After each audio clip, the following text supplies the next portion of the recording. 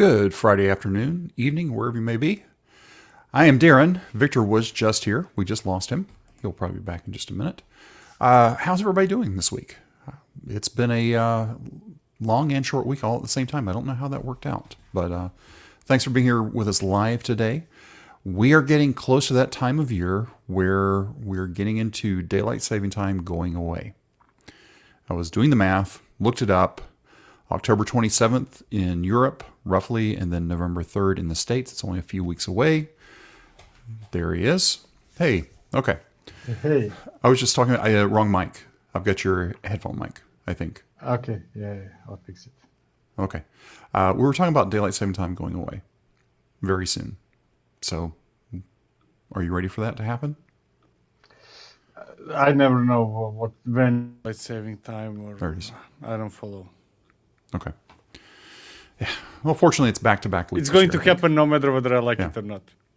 At least this time, I think in the spring it was 2 weeks in between both. This time it's just 1 week. So at least it's not dragging out. Because it just messes up meetings. That's the key thing, right? You get used to a potential standing meeting and all of a sudden the time changes. I think we should abolish not only daylight changing time, but time zones altogether. Just everybody be on UTC. UTC. Yeah, some people easy. some people will be working the third shift naturally. Meaning it's just dark all the time. Yeah, you just get used to different numbers for when you go to work. But then you know where everybody is, or when everybody is. Yes, when everybody is. Hi, I'm Darren. This over here is Victor, and we're the host of a podcast called DevOps Paradox that releases on Wednesdays at 6 a.m. Eastern. That's the new thing we do keep to. It's 6 a.m. Eastern.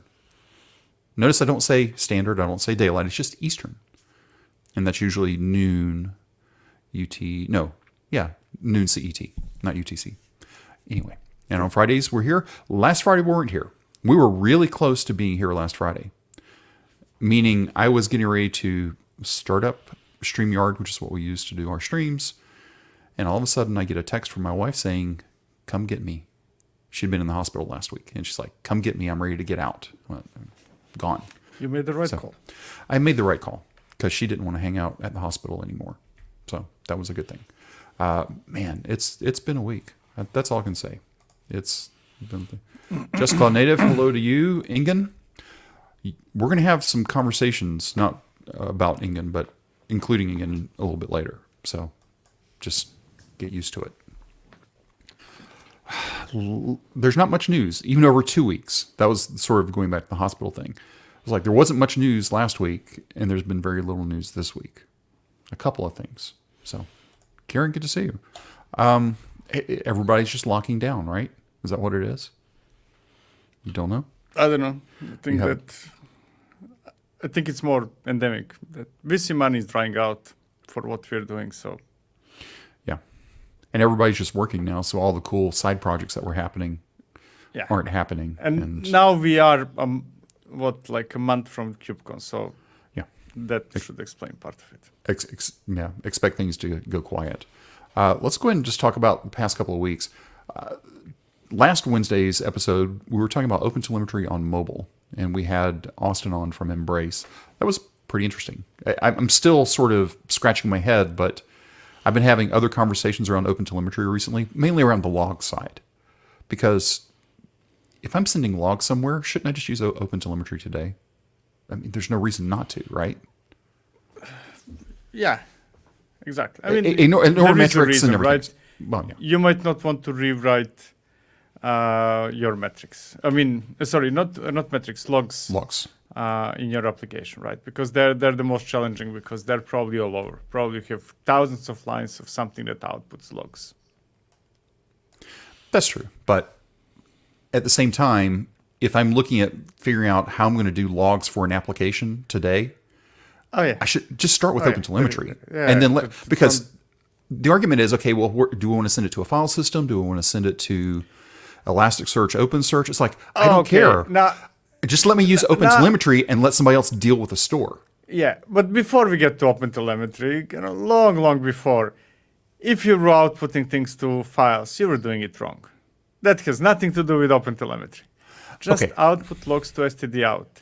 Okay, fair enough. But that's what I'm saying is at least STD out. As I'm saying, I'm using those poorly interchangeably, right? But it's because you correct me. it's exactly. And if you're outputting to STD out, if you do OpenTelemetry, great, right? If not, some agent is going to pick it up and put it in the right format wherever it needs to be, right? So if you're doing STD out, you're doing fine. I guess my argument in this is if you're doing logging, you shouldn't worry about the store, like the final place where it's going to be written. Let the person that's using, and I'm assuming self-installable software. It's not a SaaS thing, but you're installing software. Let the person decide where they want to keep their logs, because if they want to pay a lot of money to somebody else, let them pay the money to somebody else. You just get it to that place. And OpenTelemetry today is that magic processing. Exactly. And that's also the argument for STD out, right? The point is precisely what you just said. The moment you start thinking to which file you're going to write, you started thinking where it goes. Just don't. You're a developer, STD out. Somebody else will figure out how to put it somewhere. Okay. Even though that's not what we're talking about with mobile, but it's still interesting that we can use OpenTelemetry with mobile, right? It's just different now. That's different and more challenging, right? Because on mobile, so when you're running your applications in your infrastructure, in your clusters, or whatever you're doing, you're in control, right? In mobile, you can have certain restrictions, right? If I install your application, iOS, Apple phone, iPhone might not allow you to send your logs to a random location that makes sense to you, but not to my phone.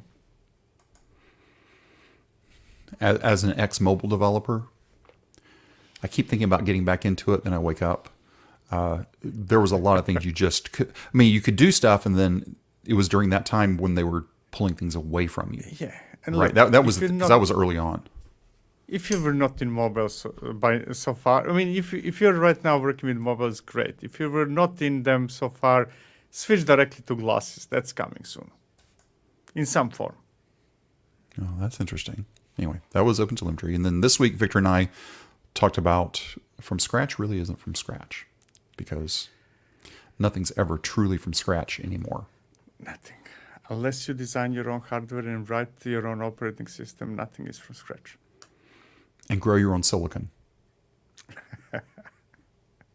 Things start falling apart. Backyard. Yeah. In the backyard, yeah. That's anyway.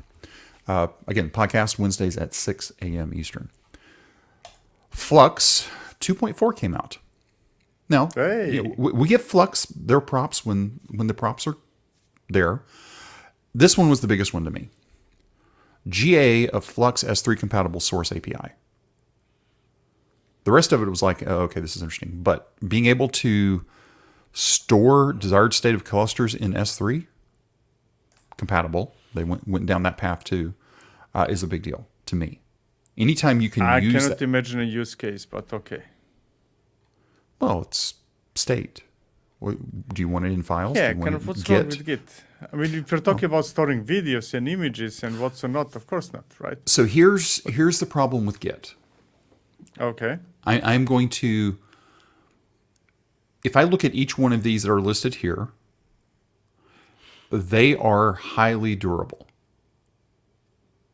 Okay, just out of the box, that's their claim to fame, is highly durable. Like numbers of nines durable. Git itself, as a single Git server, is not. Hold the point. If I wanted that level of durability with Git, I would need to replicate that Git repository, which I can do, and by the way, should do, in multiple places, whereas I get that for free, quote unquote, with, I would say, the majority, if not these ones that are listed, just out of the box. Which happen to be laptops of everybody working on that Git repo. Maybe. I mean, maybe. I mean, it may or may not be. You have a constant backup. Every time somebody pulls the latest, you're creating a backup. I don't disagree with that. I don't disagree with that. But being able to store the desired state of a Kubernetes cluster, I'm not going to be cloning that repository. Probably, I'm not going to have as broad of a clone. Oh yeah, right. I mean, if you're having a process that backs up your Kubernetes cluster, of course you should store it in S3 or something like that. I mean, in some storage, not in Git. You're not putting backups in Git. Now, I haven't seen if this feature means that hey, I can use Flux to restore my Kubernetes cluster from a backup. Oh yeah. That's what this is. Oh yeah. Oh, brilliant. I cancel everything I said so far. Okay. It's a Bucket V1 API. Comes with new features including proxy support, MTLS, custom SDS for S3 and Minio, LDAP, whatever. Okay. And then they get into some other things like Azure DevOps, OIDC, and control improvements, whatever. But to me, being able to store that desired state, again, you're coming from Crossplane, where everything's defined in a Git repository, things happen, right? That's in general what it is. Whereas this is sort of the way I think about it is after the fact, right? Yeah. It's like I'm going to use Crossplane as defining everything for me. But then once it's defined, if that desired state then goes down to S3, I don't have to as that. Yeah. Yeah. So it's a restore function of your backups. That's if I understood right. Yeah. Yeah, because cool. in the case of let's play this out a little bit more because I hadn't thought about this. So I'll probably go wrong really fast. I'm using Crossplane. I'm using Terraform. I'm using whatever, right, to define this the shape and the shape of whatever it is, whatever the infra is. In this case, Kubernetes. But then once it's done, it's also getting backed to using the Bucket API. That's great. But then let's say something goes bad and I don't have access to that Git repository for whatever reason. Right? It's just down. It's whatever, because even though I may have multiple versions, multiple existences of that Git repository on laptops, that's not going to help me in provisioning my cluster. There is going to be one repository that's going to be used for that cluster in general, right? Smartly, you would have more than that, but go with that. Whereas with the buckets, I can get from there. It feels better. Let's use this is funny. Bucket ops. Yeah, I like that. GitOps principal states. Let's remind everybody. Version and immutable desired state is stored in a way that enforces immutability, versioning, and retains a complete version history. Whether this be version history, I don't know. I haven't dug into I think that you can enable versioning in S3. You can. But then we are entering some really kind of then we are definitely entering reinventing the wheel. Well, you can do versioning in S3, AWS S3, but can you do versioning in Azure Blob Store and Google Cloud Storage and Alibaba and many that's where things start to fall apart. That's when it's vendor, I'm air quoting vendor, implementation specific. That's problematic. The thing that excites me about this is that GitOps tools, mainly Argo CD and Flux, they are more or less feature complete. And that's why we see those things that okay, so how about this, right? Basically, those tools are being forced in a way to go beyond its core premise, right? Which is a good sign for GitOps. Hey, okay, so you run out of ideas what to do with synchronization of the desired state stored in Git. You go above that. That's great because that means that we finished the job in a way. Yep. So anyway, new Flux. That would be Well done. Again. I like that part. And again, there's other things, but to me, and I guess to them, it's the big thing too. The one other thing too that was interesting was the Flux. I don't know if that's a separate. No, I guess it's still part of here. Flux can be installed on OpenShift directly from Operator Hub or using that. So that's if you're using OpenShift. Yeah. That's there now as well. I don't know if there was anything else that really jumped out at me. But anyway. And, oh, by the way, it supports 29, 30, and 31, the current versions of Kubernetes. Very interesting. Anyway. Next up, GitHub issues. This came out last week. public beta to where now you can have sub-issues. I'm not feeling it yet. Well, It's what turned on in some sub-issues? repositories. So you define an issue. Okay. and now you can have create sub-issues. It's not, well, it's not necessarily links. It's a sub-issue. So to me, that's a more hardwired setup than links. Like I'm thinking Jira for a moment, right? Yeah. I can have child, but those childs stand alone. Yeah, exactly, Whereas- exactly. That's why I said epic, right? If you want to break down the work of something into smaller pieces, no? But that's what a project is in GitHub. A That's project as is well. effectively an That's epic, right? That's true. That's true. So a project is I'm an trying to epic. find a good justification for this. I mean, all those things. I usually have mixed feelings in general about those things. It's kind of nice, kind of let's find probably there are good use cases for sub issues, but then I dread that things become more complicated for no good reason, right? Because that's all the complexity that creeps in somehow, and then you end up with GitHub issues being Jira, right? And then I need to look for something else. Don't do that. Issue types, that's new, which I've been using. And so here's my beef with issue types right now. Because of part of my day job responsibilities, I'm dealing with GitHub issues now. Mm-hmm. And I've been using the GH CLI. You need to thank me for using that because I'm finally there. It's very nice. Yes, it is. There are a number of commands that are fine and work great.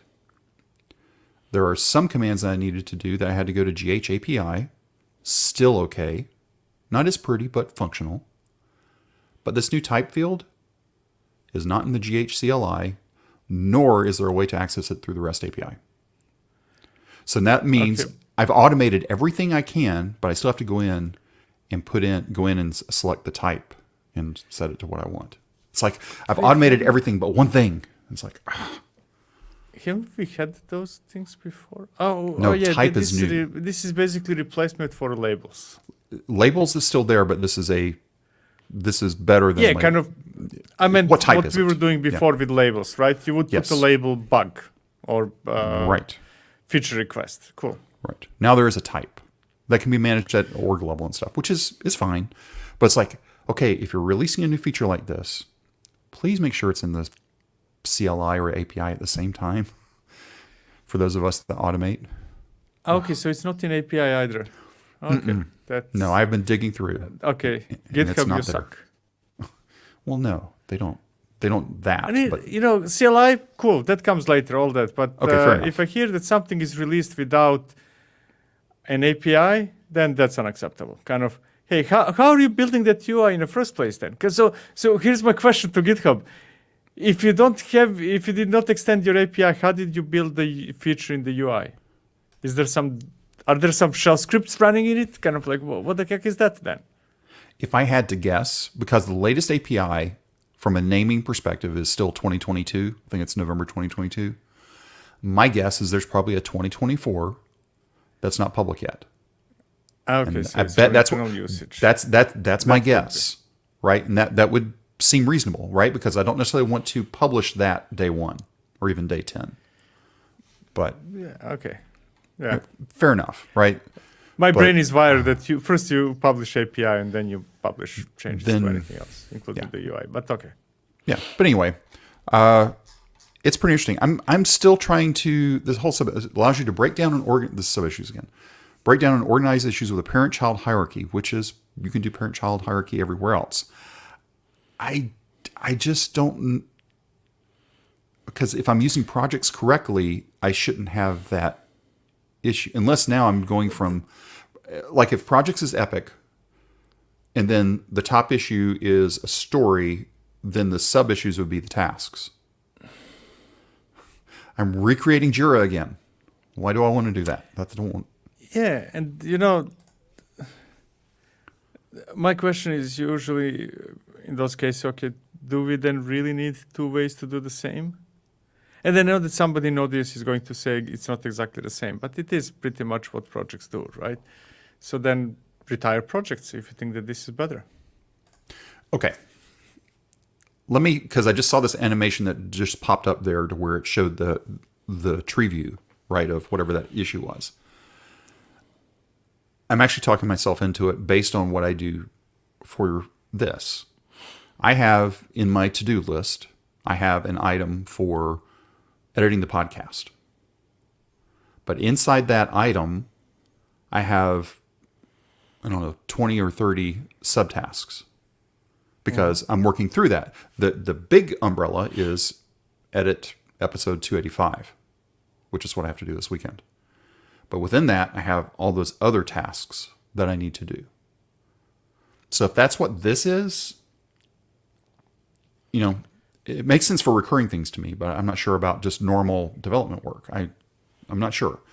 Because then it gets maybe too granular. It gives a PM, sorry, PMs, a chance to justify their existence by creating more issues. To be annoying, yes.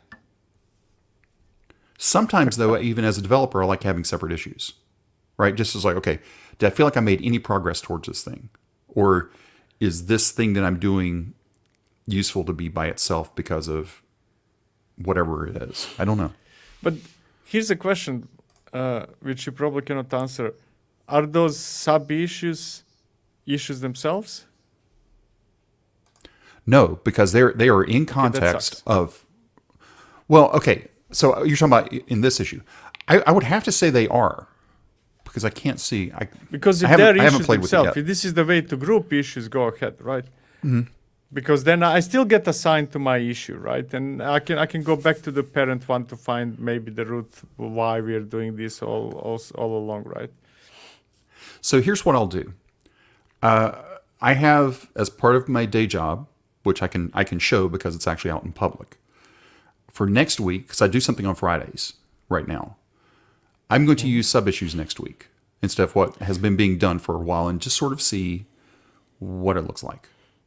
Because we create next Friday's demo potentially. So yeah, because right now the issue that we create a single issue, and within the body of the issue, we do markdown checkboxes. Right? Mm-hmm. That's normally what you would do. But now, instead of doing markdown checkboxes, I do sub-issues for each of those checkboxes? Yeah. That would, okay, so that makes, because again, that's a checklist. So if what I'm doing is a checklist type thing, going back to editing the podcast, that's a checklist thing. I'm just making sure I'm not missing anything. Yeah. That's where I can see sub-issues being really, really helpful. Normal development ideas, I don't know. Anyway, we've talked enough about this. Google Cloud Run.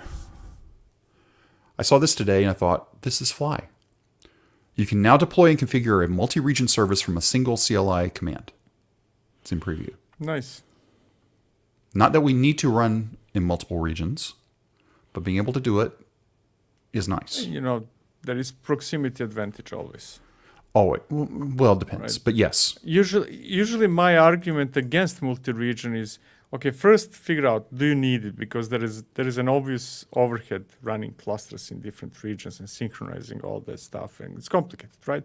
So you need to measure the investment you're going to put into it against the potential benefits, right? Because there are benefits, not for everybody necessarily, but yeah. Because, hey, who wouldn't like to be closer to the user?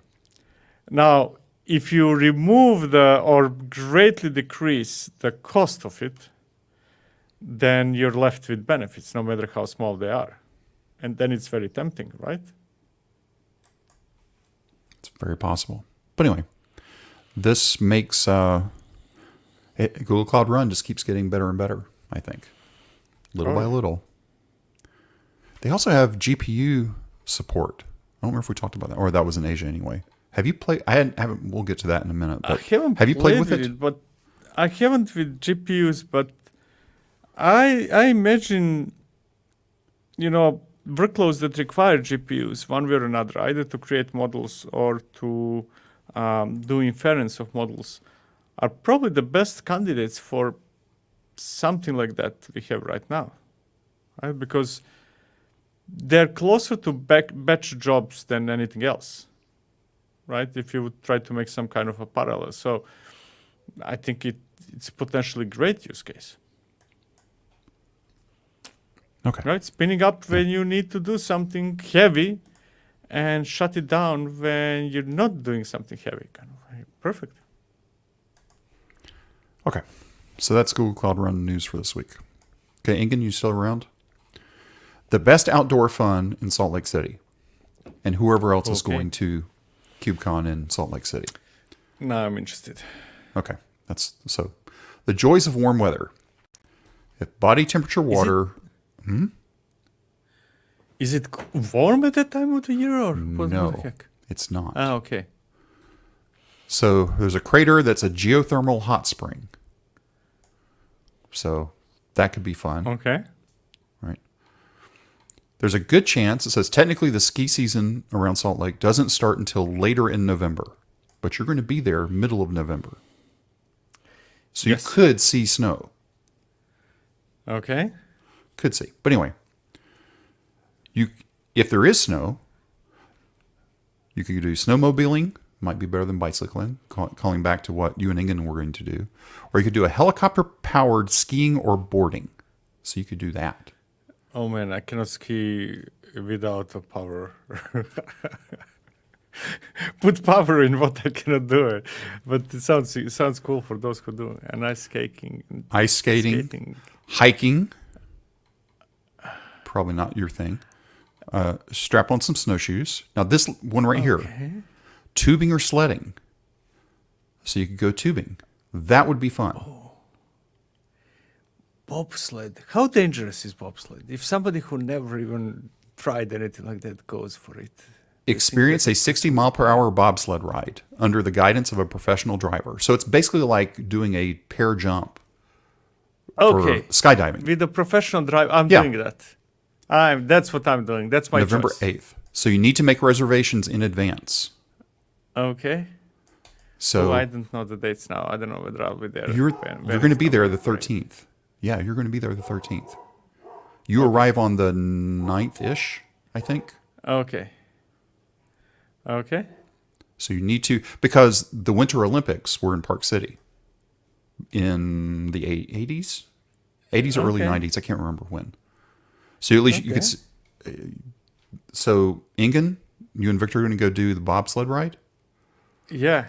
I mean, the moment you said professional driver, kind of like, I mean, I'm not going to die. That's very good news. That's one of my requirements when doing some activities. I am guessing they'll make you sign a waiver saying you don't hold them liable for any problems.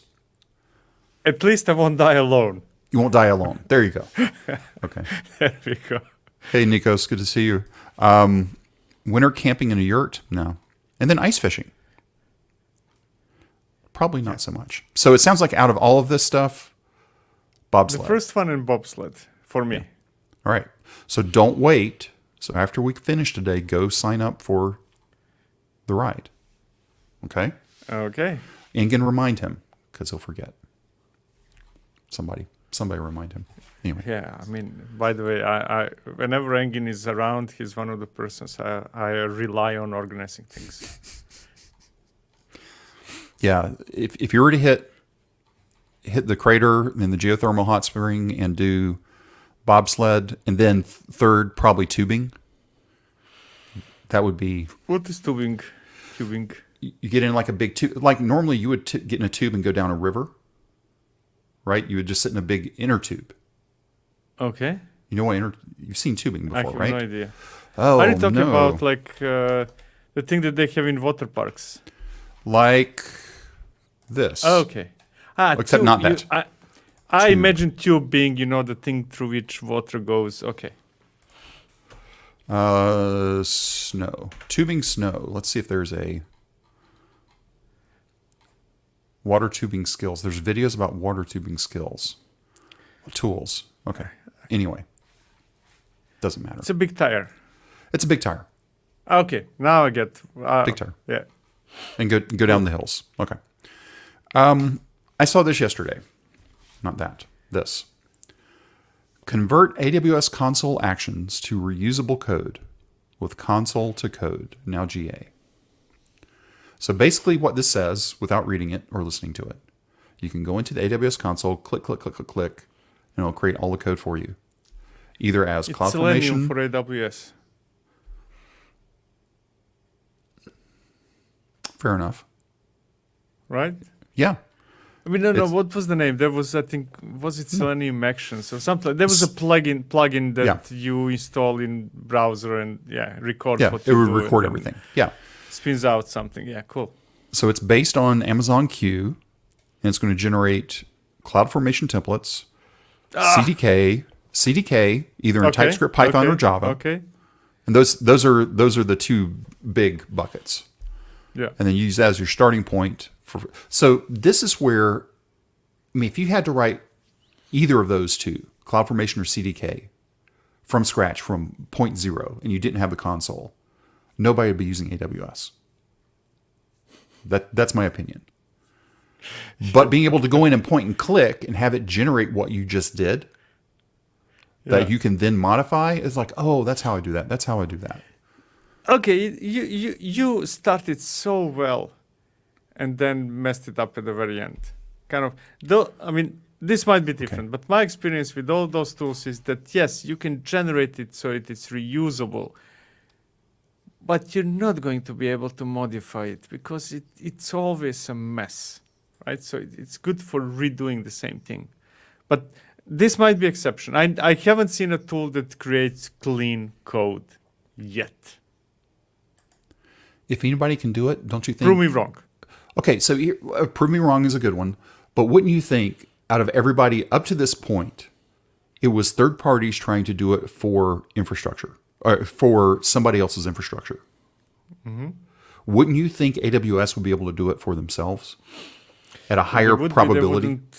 They wouldn't promote CloudFormation with the word. How can you cannot make CloudFormation readable when you write it yourself. How will a tool make it readable?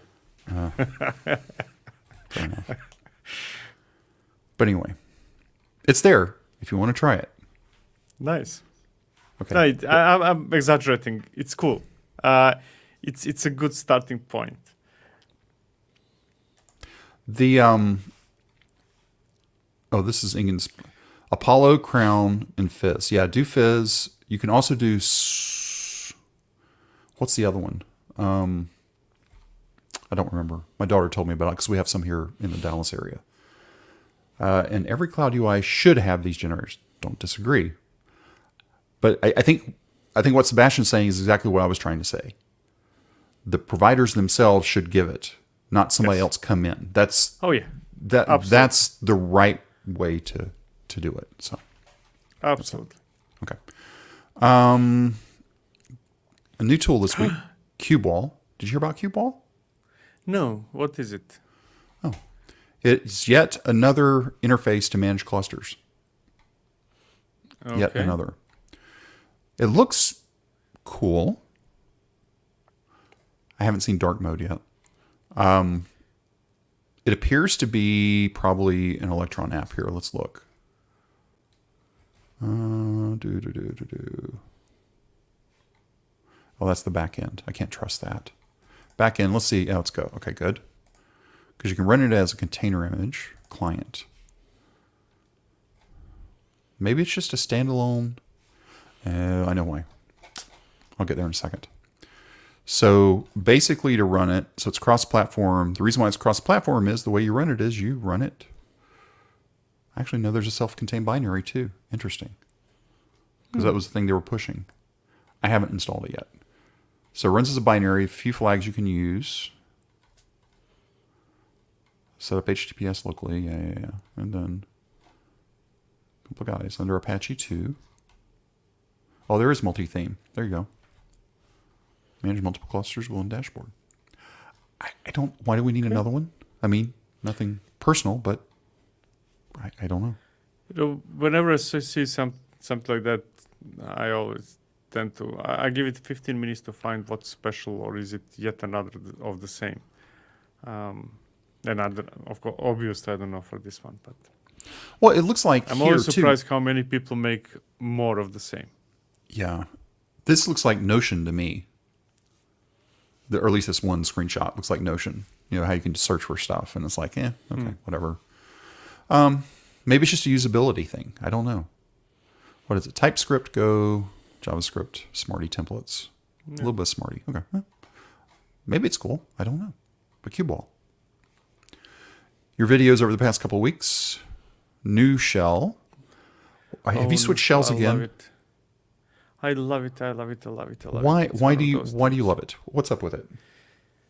Because, I always go back and forth. I write a lot of scripts. And then, I go back and forth. And I get tired of Bash because it's just awful, right? And then I move to Go. And it's just overkill for scripts themselves. And so on and so forth, right? And this is a combination. It's a programming language. It's a shell.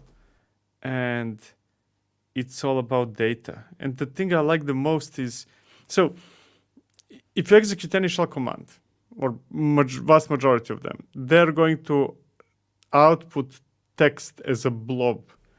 And then you pipe it and do something with that text, right? Awk, regex, whatever you greps, right? Now, what makes this one special is that it outputs data, right? And that might sound like not a big difference, but it is, at least to me, that I know that every command is going to output data, and then I'm going to get the data, pipe that data to some other command, and I'm going to work with data. So think of it like, almost like being, imagine that it's SQL for shell, right? It's not SQL, just to be clear, but imagine something like that, right? So I can pipe it to a where command. I can sort it out. I can manipulate data, and it's all so much easier than working with straight text. Okay. I haven't watched the video yet. How deep do you go into setting it up, using it? I mean, in a video, not deep, kind of. It's okay. a short video. So what is your... most of my scripts are now written in Nu. Okay. So that was Nushell. I was going to ask that next. So have you abandoned Z-Shell for Nushell? No. So since much of what I do is public, right? I keep all the instructions. Doesn't matter whether we're talking about video, internal readmes, or all the instructions in shell, because I want it to be accessible, right? I don't want to force people to adopt Nushell. But the scripts themselves are in Nushell.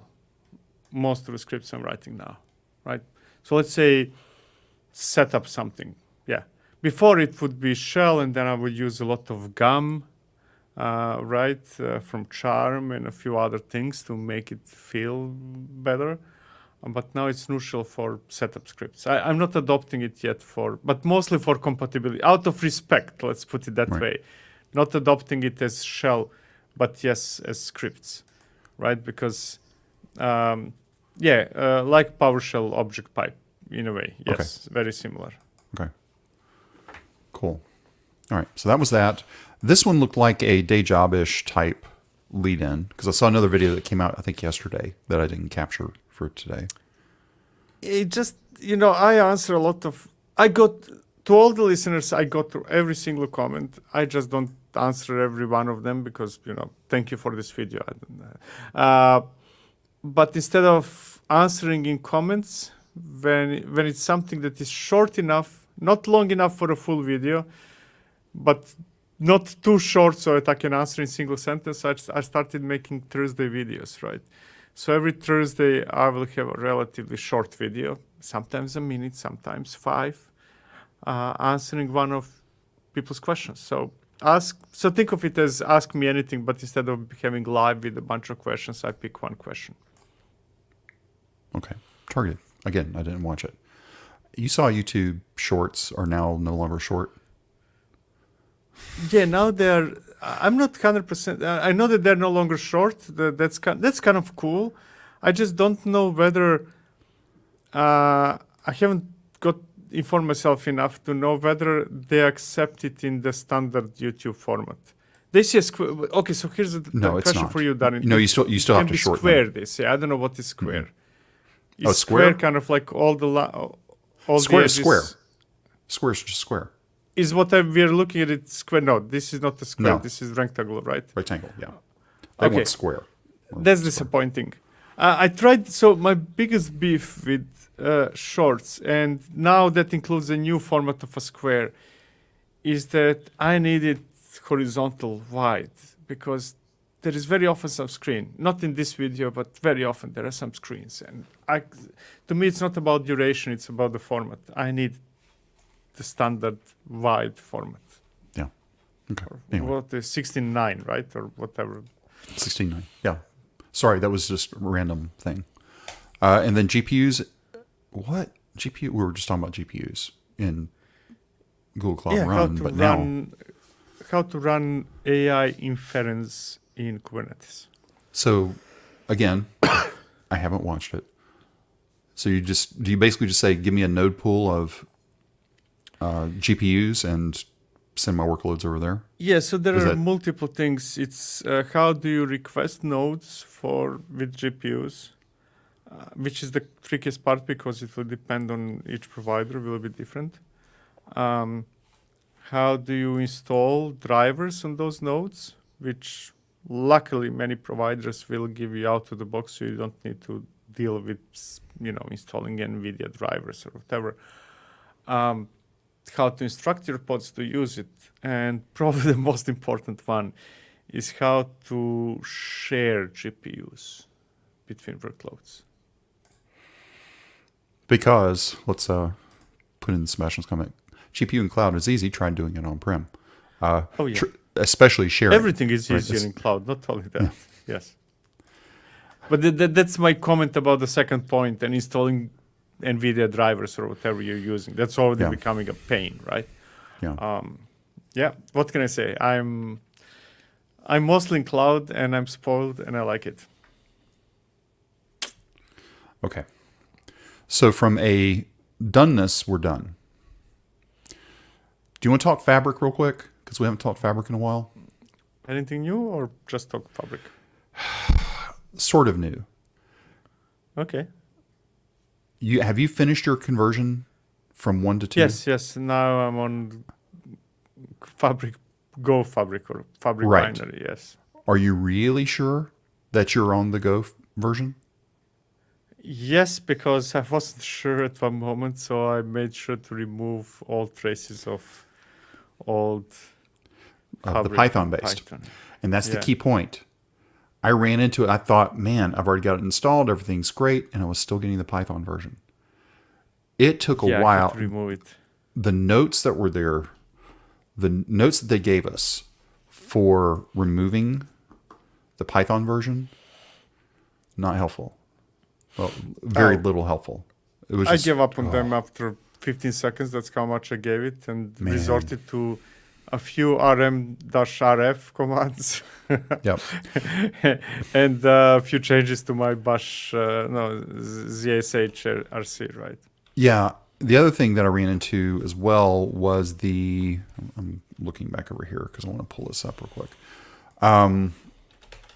Because it's still my favorite tool in doing things right now. But the docs, they now bake, because I was building from source, which was fine, right? But now they ship binaries. So now I'm just getting the binary, but there's no brew recipe for it because there's another fabric that's in brew that's not this. So I wrote a little alias to I mean, it's a download this. poor excuse. They could have named it Fabric AI or something, but yeah. So I have to chase it here, and then so I've got an alias that downloads this. I call it update fabric. So it downloads this, and it downloads all of the updated patterns. And I do all that at once, and then I actually start using it again. It actually downloads plugins also when you set it up, when you start using the binary. Right, which is nice. It's annoying. You think it's annoying? I thought that was nice. I mean, it's annoying if you already have patterns. Oh, yeah. That's true. But this little part here of just pip uninstall, because it's this clear any old fabric aliases. There's a lot more than just this. It takes a while. But then, and don't do this. Just go and grab the binary because Yeah. just do the binary now that they're there. But otherwise, I'm really liking it. And being able to update the patterns this way. That's what I'm doing when I download the new binary. Yeah, it's once you get used to it, basically it's a fancy way that helps you not go to your personal README file to copy prompts and then modify them and change them. That's basically what it does, right?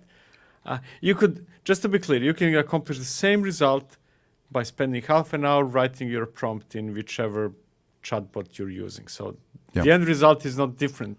It's just that it's very helpful to have, I'm going to say professionally written prompts, and then you modify them to be what you need, and then you just kind of pass it some input instead of, changing that prompt every single time. It's nice. I love it. I wish they had first-class support for custom patterns. So here's what I mean by that. So remember, we can do update patterns. So that gives me all the gold patterns, if you will. Mm-hmm. What they tell us here is just make a directory wherever and put your files there. But then when you're ready to use them, copy them into that directory. It's like, no. Yeah, it should be Give me a second. New. Yeah, or something, right? It's my fabric. I should be able to configure, okay, where are your personal patterns? That's what I want. Because in that way, I can put that personal patterns under Git control, right? And it would just search two directories. That's what I want. I mean, that's what I do with store. I have it all in Git now. STOW, I don't know if you use it. Basically, just creates links. Really? Yeah. Okay. Now you sent me down. So I have a rabbit trail. repo in my home directory. Yeah. GNU store. But it doesn't do anything fancy. Just creates links from that point to the files in your Git repo, right? Okay. Which is much more elegant than converting your home directory into Git repo or something like that, and you have a total mess, right? Yeah. It's one of those tools that is on my every machine, right? Interesting. I've never used it. Yep. And then in that Git repo you put it's already available as Nix package, so of course. DevOps.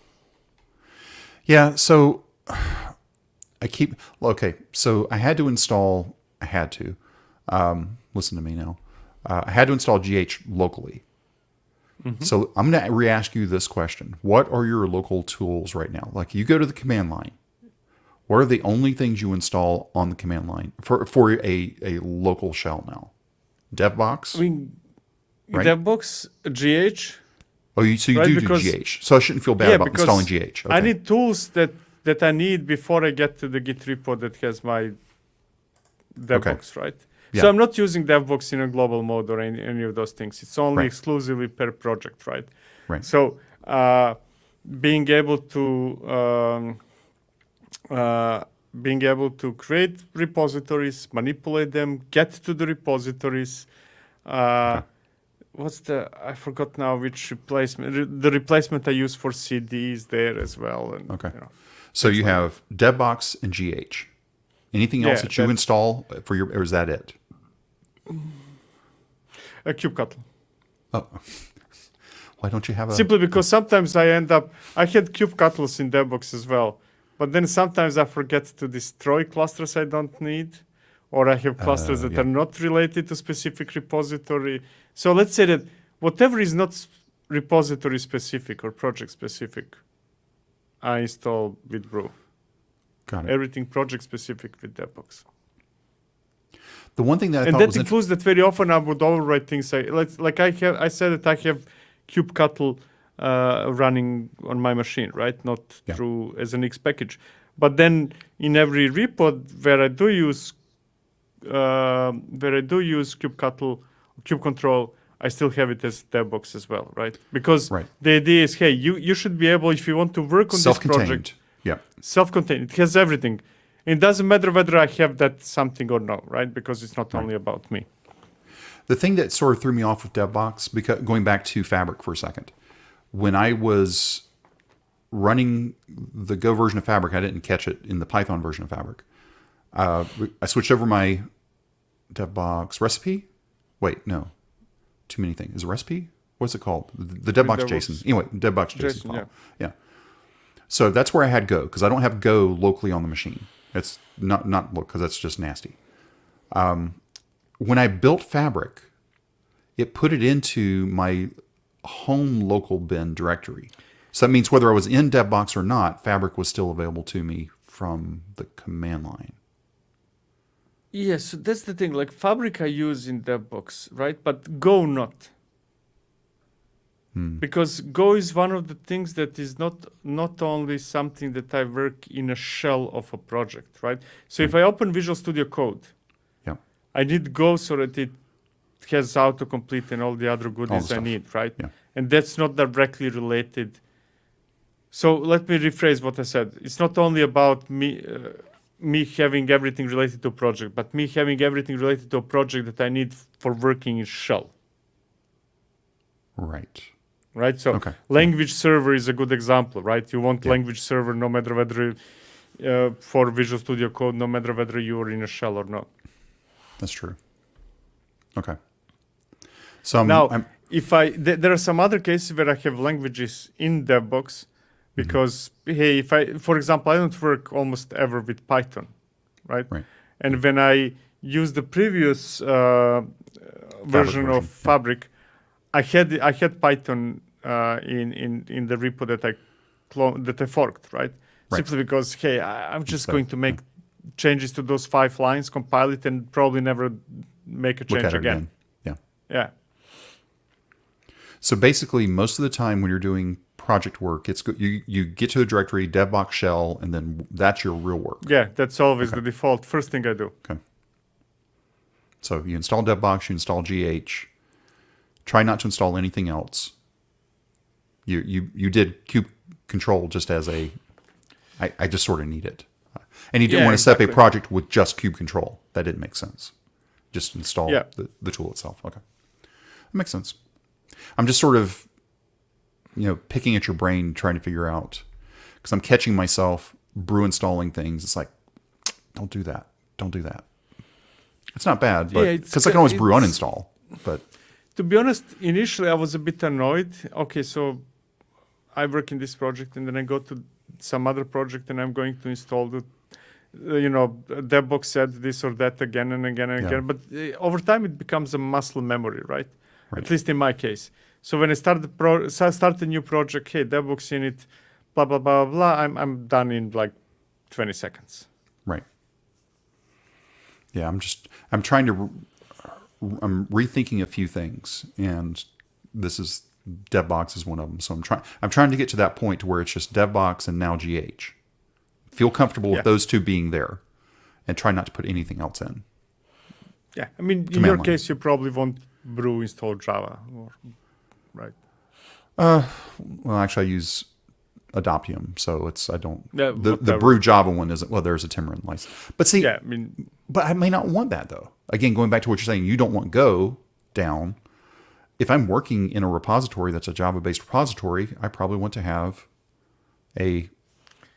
whichever version of Java I want there. Oh yeah, so both, right? You want Java because you want autocomplete in Visual Studio Code and what's not, right? Oh, that's true.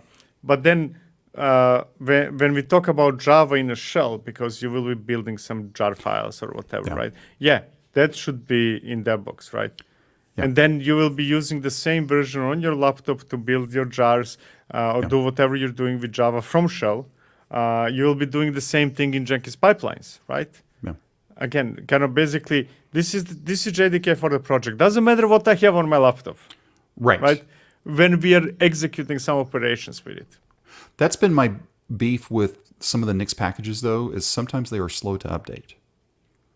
Like a new version of something comes out, and then I'm checked back 3 weeks later, and it's still not available. Hey, Darin, come on. You're in Java world.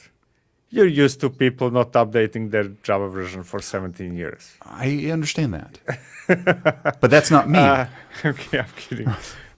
But no, I get it too. So that's been my only hesitancy to go all in on certain things, because sometimes it's, well, even like, I can't remember what it was. It's a silly thing that, so significant percentage of Nix projects, libraries, are actually fully automated, right? So when a new release of something is there, it will pick it up, do whatever it needs to do to make it a Nix package, and you will get it basically almost at the same time as that something is released. But then it's a community effort, right? There is a different person behind every package, and you got to the wrong one. Yeah. But exactly. That's the same thing. Like, you will see different quality of modules in Terraform. You will see different quality of plugins in Jenkins, right? And or providers in Crossplane. It's what it is. Yeah. Yeah. I know. So instead of whining, I should be helping. There. Slap my hand. Open an Yeah, issue, say, automate that. and I need it by Friday. Thanks. That's how I need to do it, right? It's Oktoberfest time, Exactly. right? It's like, hey, here's my PR. It's actually an issue. Just get this done for me. I need it. Never do that. You want a guaranteed way of something never happening? Do that.